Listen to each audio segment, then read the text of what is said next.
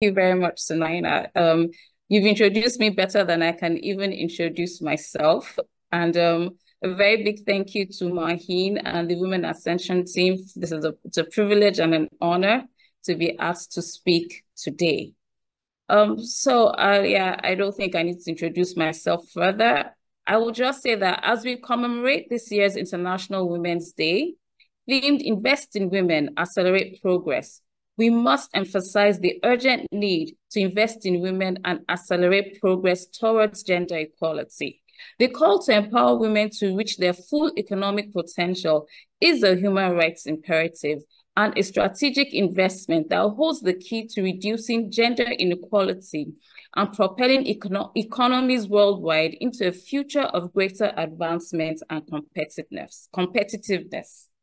Empirical evidence resoundingly demonstrates that women's economic empowerment and the closing of gender gaps correlate with positive macroeconomic outcomes. This includes higher economic growth, lower inequality, increased productivity, improved financial sector outcomes, and greater financial stability. In short, investing in women is an investment in the prosperity of nations. And we need governments, we need private sector organizations, we need individuals, just as Ms. Jacqueline before me has said, to prioritize investing in women. Inclusive growth driven by the active participation of women in the workforce leads to sustained poverty reduction by raising incomes and creating jobs. Moreover, growth facilitates the generation of revenue necessary to enhance public services such as education, health, food and nutrition, economic security, and resilience, all which help to promote the human rights of women. However, despite the undeniable contributions of women, their economic value often goes uncounted, particularly in the realm of unpaid care work, which women undertake 3 times more than men. This invisible but essential contribution, particularly by women in low-income, migrant, and racialized groups, underscores the discrimination we women face due to gender, race, disability, nationality, and sexuality.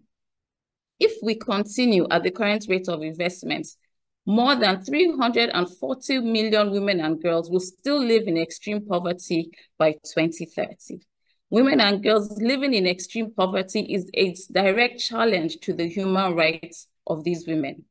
Connecting women with financial resources is a pivotal step towards meeting their basic needs and fostering the growth of businesses. Yet, the sobering reality is that micro, small, and medium-sized businesses owned by women are globally underfunded by a staggering $1.7 trillion.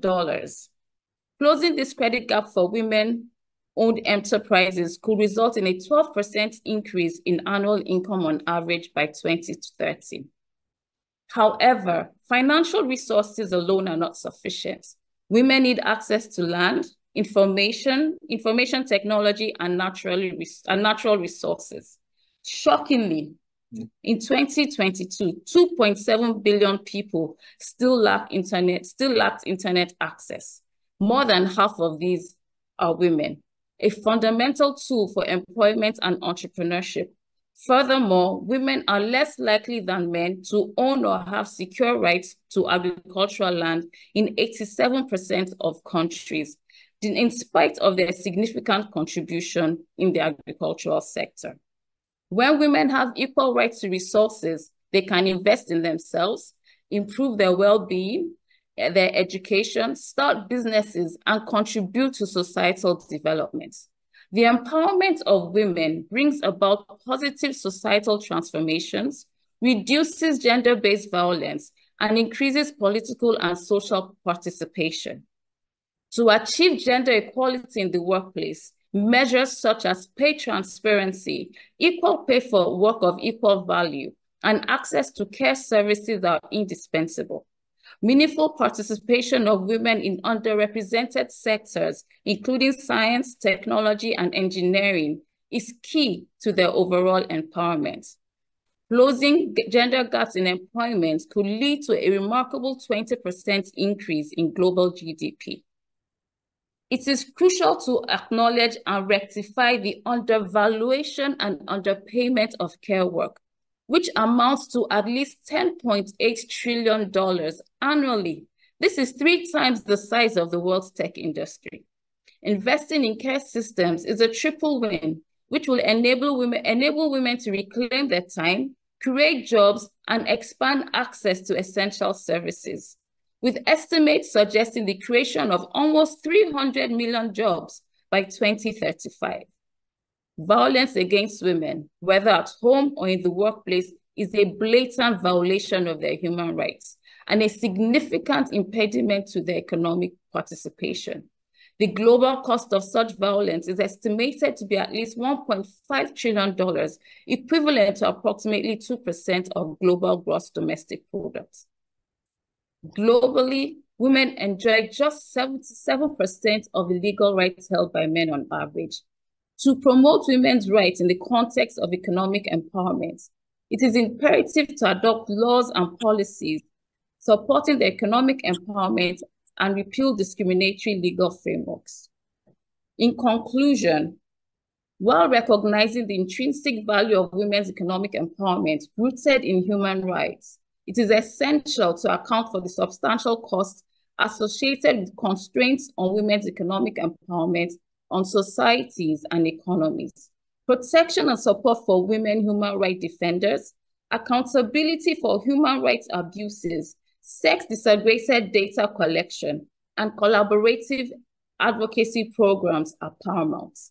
Let us recognize that investing in women is not just a moral duty. It is a human rights imperative. It is an investment in the prosperity, stability, and progress of our societies and economies. Let us all work together and let us all come together to commit to fostering a future where every woman can reach her full economic potential, accelerating progress towards a more equitable and prosperous world for all. Thank you.